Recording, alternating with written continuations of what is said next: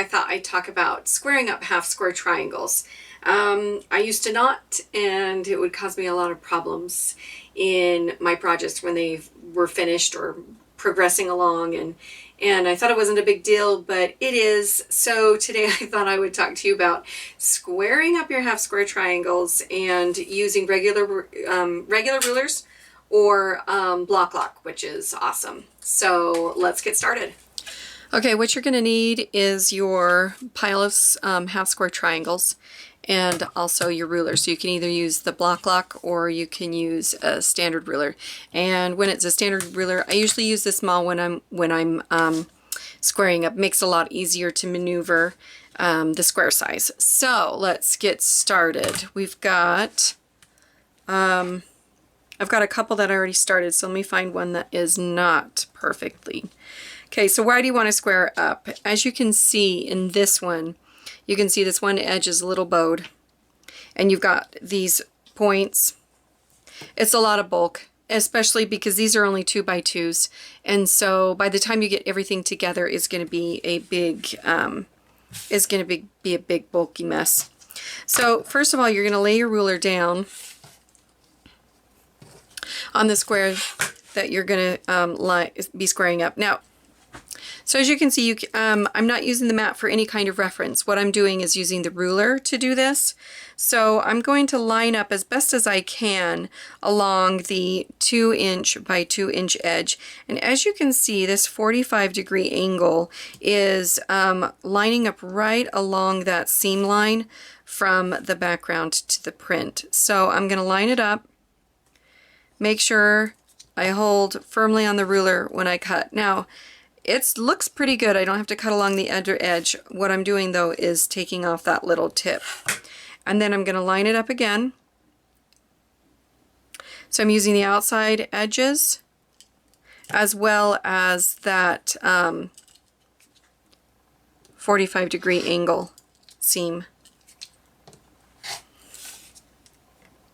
So just a little bit was trimmed off, but just enough that it's going to make a pretty good difference when you're sewing it. So you just keep moving along and continuing.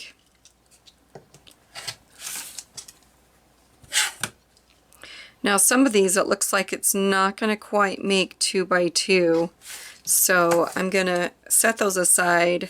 Might need to remake them with a smaller seam allowance, or just be aware of that when I'm stitching them together.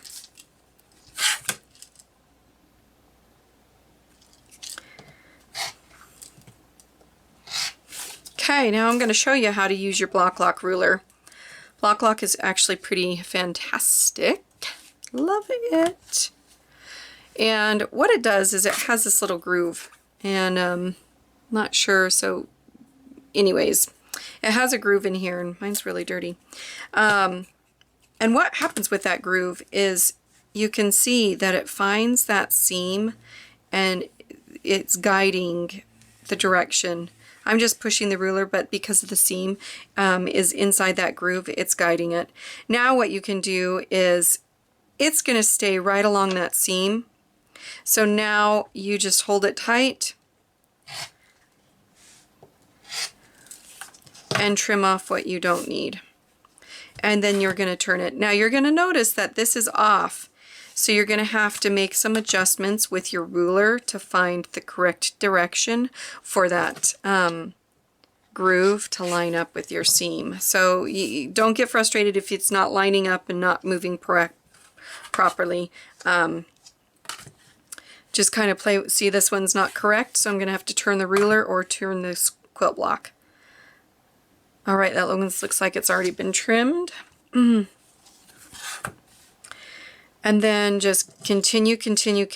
Now with this ruler I can go up to I believe 5.5" square. So they have different sizes. This is the size that I've picked, and it works fairly nice because it can do a lot of sizes up to the 5.5". So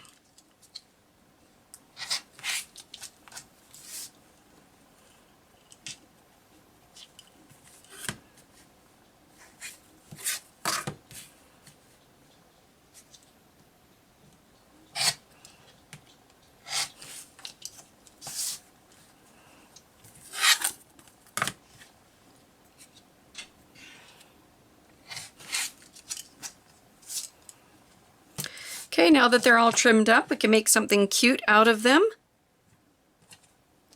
You can hop over to the blog, patchworkposse.com, to find out what project I made with my half square triangles.